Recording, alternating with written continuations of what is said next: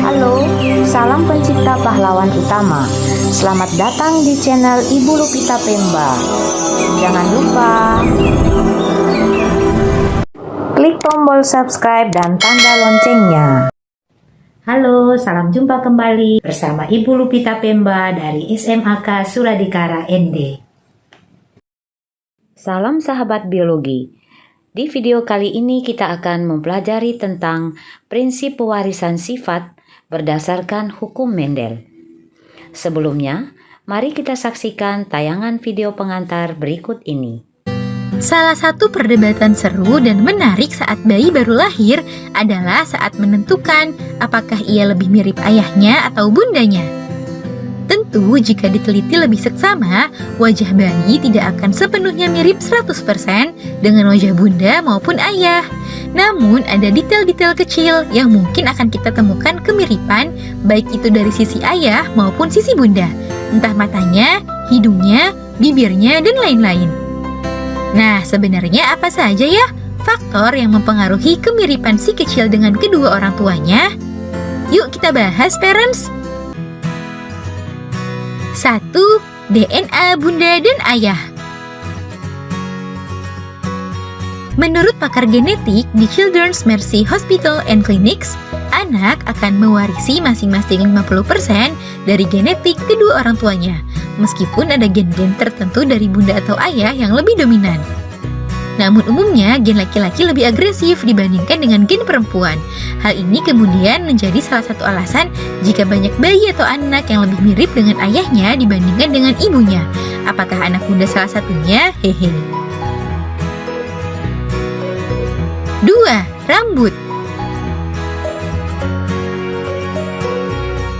Rambut merupakan salah satu hal yang juga dapat dipengaruhi oleh gen dari kedua orang tua. Namun warna dan bentuk rambut anak dapat berubah-ubah seiring bertambahnya usia anak, terutama saat anak beranjak remaja. Selain faktor genetik, hormon di dalam tubuhnya juga mempengaruhi bentuk dan warna rambut anak nantinya. 3. Mata.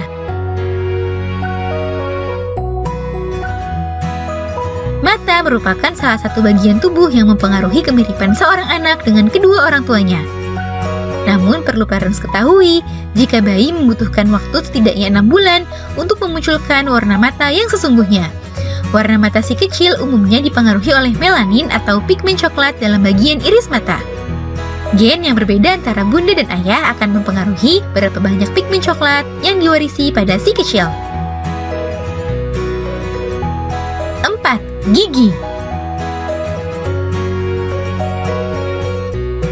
Dikutip dari Brightside, bentuk gigi seorang anak umumnya didominasi oleh genetik dari ayahnya, sehingga mungkin si kecil mempunyai bentuk gigi yang lebih mirip dengan ayahnya. Selain bentuk gigi, kesehatan gigi dari ayah juga dapat diwariskan ke anaknya, sehingga yuk kita sama-sama menjaga kesehatan dan kebersihan gigi kita. Ajarkan juga si kecil untuk merawat dan rutin membersihkan giginya. Baiklah sahabat biologi, materi genetik diwariskan dari induk pada keturunannya melalui gen yang menyusun makhluk hidup tersebut. Hal itulah yang menyebabkan adanya kesamaan ciri maupun sifat yang orang tua Anda wariskan kepada Anda, seperti yang ada dalam tayangan video pengantar tadi. Peristiwa pewarisan sifat diikuti dengan terbentuknya pola-pola tertentu, termasuk pola akibat kesalahan yang terjadi selama proses tersebut berlangsung. Mari kita perhatikan skema berikut ini. Gambar tersebut menunjukkan kepada kita tentang pewarisan sifat dari orang tua kepada keturunannya, dan setiap orang tua atau induk akan mewariskan sifat melalui kromosom.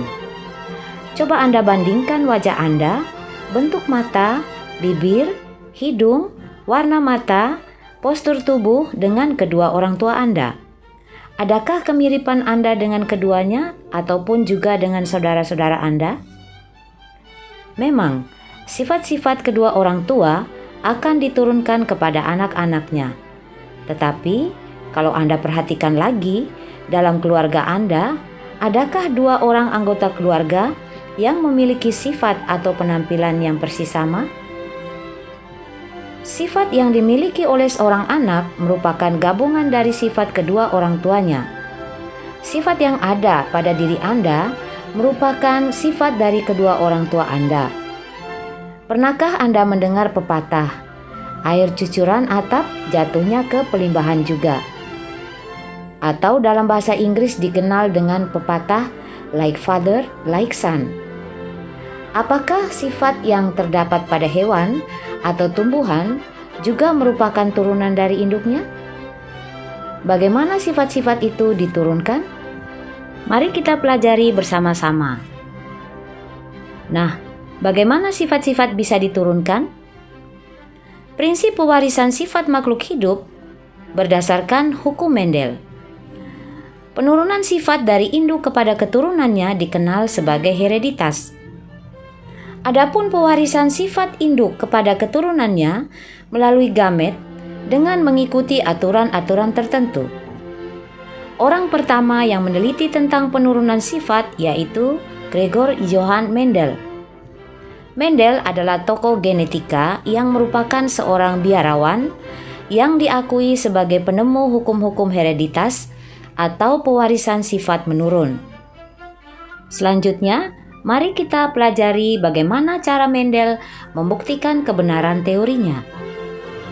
Untuk membuktikan kebenaran teorinya, Gregor Johann Mendel telah melakukan eksperimen dengan membastarkan atau menyilangkan tanaman-tanaman yang memiliki sifat beda. Tanaman yang dipilih adalah tanaman kacang ercis, yaitu Pisum sativum, karena memiliki kelebihan-kelebihan sebagai berikut. 1. Mudah melakukan penyerbukan silang. 2. Mudah didapat. 3. Mudah hidup dan dipelihara. 4. Cepat berbuah atau berumur pendek. 5. Terdapat jenis-jenis dengan sifat beda yang menyolok, seperti yang terlihat pada gambar di samping. Mendel juga memastikan bahwa dia memulai percobaannya dengan varietas galur murni, yang berarti ketika tanaman melakukan penyerbukan sendiri, semua keturunannya akan mempunyai variasi yang sama. Contohnya, tanaman yang berbunga ungu akan menghasilkan keturunan yang semuanya berbunga ungu. Dan untuk selanjutnya, Mendel melakukan percobaan dengan melakukan penyerbukan silang terhadap 2 varietas ercis bergalur murni yang sifatnya kontras. Contoh, tanaman berbunga ungu dengan tanaman yang berbunga putih. Perkawinan atau persilangan 2 varietas ini disebut hibridisasi.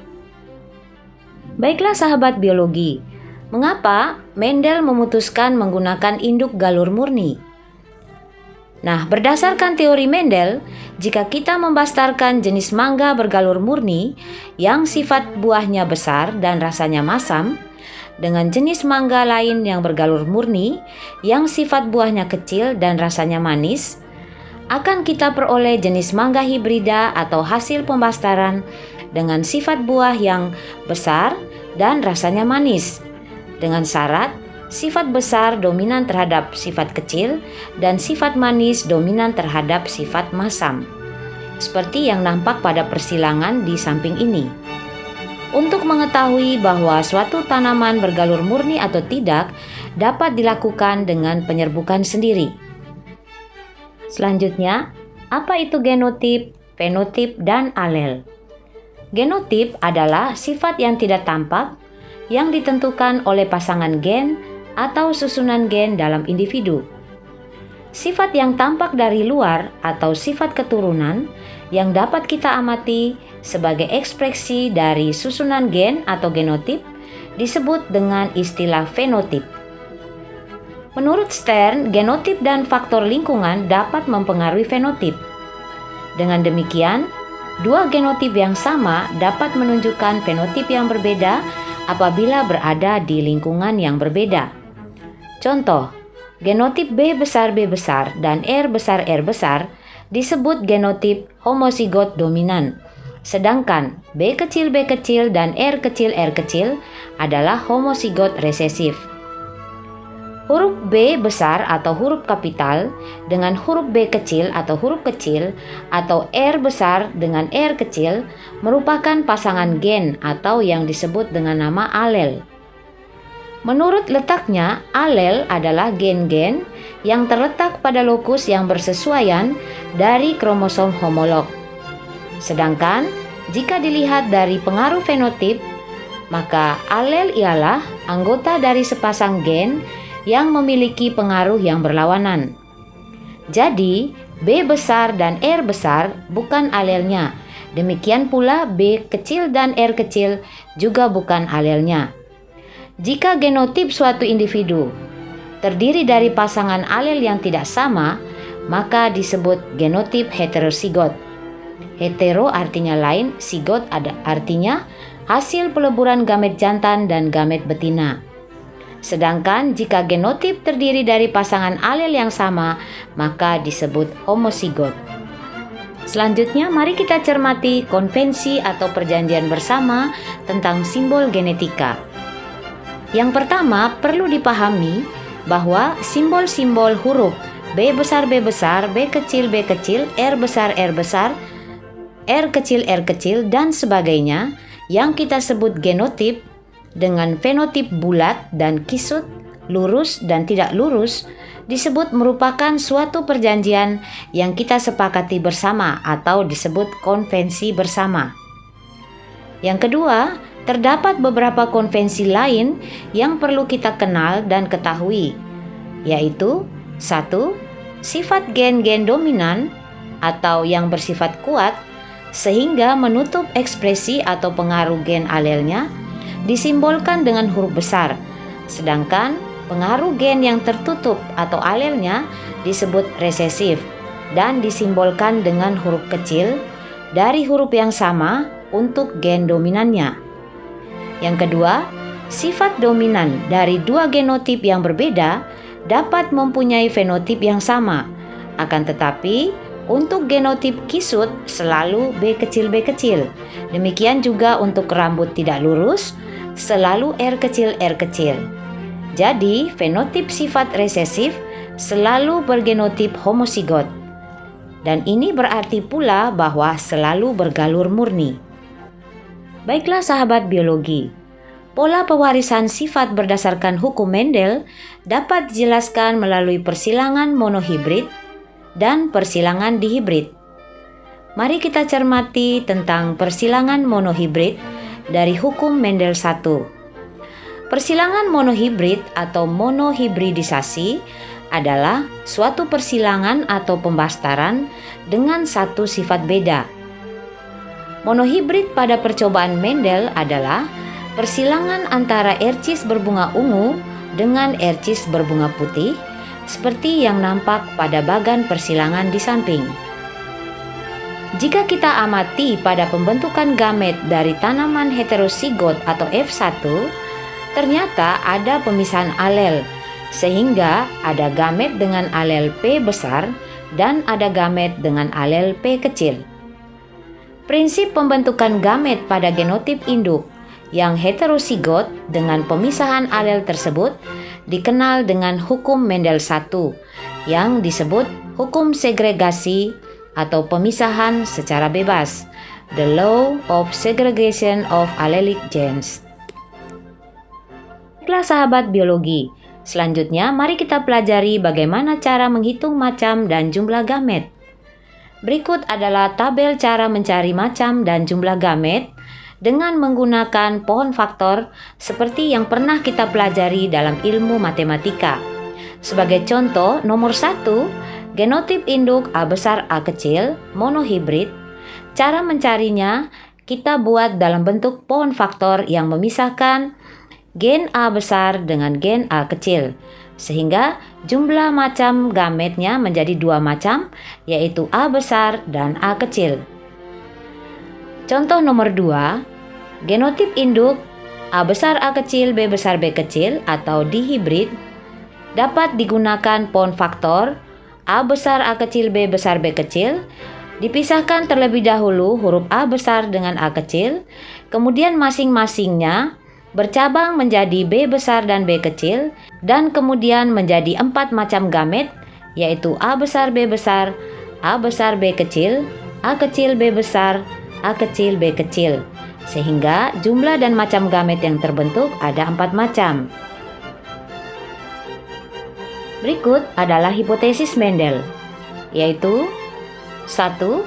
Tiap karakter atau sifat dari organisme hidup dikendalikan oleh sepasang faktor keturunan, satu dari induk betina dan lainnya dari induk jantan. Yang kedua, tiap pasangan faktor keturunan menunjukkan alternatif sesamanya, misalnya ungu atau putih, bulat atau kisut, dan lainnya. Kedua bentuk alternatif disebut dengan nama alel. Ketiga, satu dari pasangan alel bersifat dominan atau menutupi alel yang resesif bila keduanya bersama-sama. Yang keempat, pada pembentukan sel kelamin atau gamet terjadi peristiwa meiosis, pasangan faktor keturunan kemudian memisah. Setiap gamet akan menerima salah satu faktor dari pasangan itu. Kemudian, pada proses fertilisasi, faktor-faktor ini akan berpasang-pasangan secara bebas. Yang kelima, individu dengan galur murni mempunyai 2 alel yang sama, dominan semua atau resesif semua. 6. Semua individu pada F1 adalah sama atau seragam. 7. Jika dominansi tampak sepenuhnya, maka individu F1 memiliki fenotip seperti induknya yang dominan. 8. Jika dominansi tampak sepenuhnya, maka perkawinan monohibrid P besar P kecil dengan P besar P kecil akan menghasilkan keturunan yang memperlihatkan perbandingan fenotip 3:1, yaitu 3/4 berbunga ungu dan 1/4 berbunga putih, dan memperlihatkan perbandingan genotip 1:2:1, yaitu 1/4 T besar T besar, 2/4 T besar T kecil berbanding 1/4 T kecil T kecil. Berikut mari kita cermati lebih jauh lagi tentang persilangan monohibrid intermediate dari hukum Mendel 1. Persilangan intermediate. Jika sifat gen dominan tidak penuh atau intermediate, maka fenotip individu F1 tidak seperti salah satu fenotip induk galur murni, melainkan mempunyai sifat fenotip di antara kedua induknya, seperti yang nampak pada bagan persilangan di samping. Dengan demikian, perbandingan fenotipnya tidak lagi 3:1, melainkan menjadi 1:2:1, sama dengan perbandingan genotip F2-nya. Coba kita perhatikan diagram persilangan monohibrid di antara Mirabilis jalapa merah galur murni dengan genotip M besar dengan tanaman Mirabilis jalapa berbunga putih galur murni dengan genotip M kecil pada bagan persilangan di samping. Dari hasil persilangan yang nampak pada bagan di samping, ditemukan bahwa pada F2 terdapat 1 bunga warna merah, 2 bunga berwarna merah muda, dan 1 bunga berwarna putih, sehingga rasio F2-nya adalah 1:2:1. Sahabat biologi, persilangan yang berikutnya adalah persilangan dihibrid menurut hukum Mendel 2. Persilangan dihibrida atau dihibrid adalah suatu persilangan atau pembastaran dengan 2 sifat beda. Untuk membuktikan hukum Mendel 2 dengan prinsip berpasangan secara bebas, maka Mendel melakukan eksperimen dengan membastarkan tanaman Pisum sativum bergalur murni dengan 2 sifat beda yang diamati, yaitu biji bulat berwarna kuning dengan galur murni, biji kisut berwarna hijau. Gen R besar mewakili sifat bulat, dominan terhadap gen R kecil yang mewakili sifat kisut, dan gen Y besar mewakili sifat kuning, dominan terhadap gen Y kecil yang mewakili sifat hijau. Adapun rasio fenotip F2 adalah 9 bulat kuning, 3 bulat hijau, 3 kisut kuning, dan 1 kisut hijau. Selanjutnya, mari kita pelajari jenis persilangan dihibrid intermediate hukum Mendel II. Pada persilangan dihibrid intermediate atau dominansi tidak penuh, perbandingan fenotip tidak sama dengan salah satu induknya, melainkan mempunyai sifat di antara kedua gen dominan dan gen resesif. Seperti contoh persilangan tanaman bunga kelopak lebar berwarna merah dengan bunga kelopak sempit berwarna putih pada diagram di samping ini akan menghasilkan beberapa fenotip yang mempunyai sifat dominansi tidak penuh atau sifat antara gen dominan dan gen resesif. Berikut adalah tabel rangkuman hubungan antara banyaknya sifat beda, jumlah gamet, kombinasi genotip dan fenotip pada F2-nya. Pada tabel tersebut menunjukkan hubungan antara banyaknya sifat beda dengan perbandingan fenotip F2 dan macam fenotip dengan metode segitiga Pascal. Dari hasil percobaan atau eksperimennya, Mendel kemudian merumuskan 4 prinsip pewarisan sifat, yaitu 1. Prinsip hereditas yang menyatakan bahwa pewarisan sifat-sifat organisme dikendalikan oleh faktor menurun yang disebut gen. Yang kedua, prinsip segregasi bebas. Pada saat pembentukan gamet, pasangan gen akan memisah secara bebas sehingga tiap gamet akan mendapat salah satu gen dari pasangan gen atau alel yang memisah. Yang ketiga, prinsip berpasangan secara bebas. Pada proses pembuahan atau fertilisasi, gen-gen dari gamet jantan maupun gen-gen dari gamet betina akan berpasangan secara bebas. Prinsip yang keempat adalah prinsip dominansi penuh atau tidak penuh atau disebut juga intermediate. Fenotip atau pengaruh gen dominan akan terlihat menutupi pengaruh gen resesif. Sedangkan pada prinsip dominansi tidak penuh, fenotip gen pada individu heterosigot berada di antara pengaruh kedua gen alel yang menyusunnya. Baiklah sahabat biologi, untuk membuktikan prinsip-prinsip Mendel, maka diadakan persilangan-persilangan berikut ini. Yang pertama, persilangan resiprok atau persilangan tukar kelamin. Persilangan resiprok adalah persilangan ulang di mana gamet jantan dan gamet betina dipertukarkan sehingga menghasilkan keturunan yang sama, seperti yang nampak pada bagan persilangan di bawah ini. Yang kedua, persilangan backcross. Persilangan backcross atau silang balik adalah perkawinan antara individu F1 dengan salah satu induknya yang dominan. Dan gamet dari parental kemungkinannya hanya satu macam, sehingga analisa sifat genetis dari satu karakter yang sedang diamati akan menjadi lebih mudah. Seperti yang nampak pada bagan persilangan di bawah ini.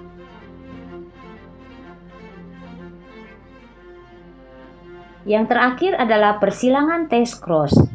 Test cross atau uji silang adalah persilangan antara satu individu yang tidak diketahui genotipnya dengan induk yang homozigot resesif dan dapat dilakukan dengan individu yang bukan induknya dengan syarat individu tersebut genotipnya adalah homozigot resesif seperti yang nampak pada bagan test cross di bawah ini. Demikian penjelasan singkat tentang prinsip pewarisan sifat berdasarkan hukum Mendel. Terima kasih sudah menyaksikan tayangan video ini. Sampai jumpa di video selanjutnya.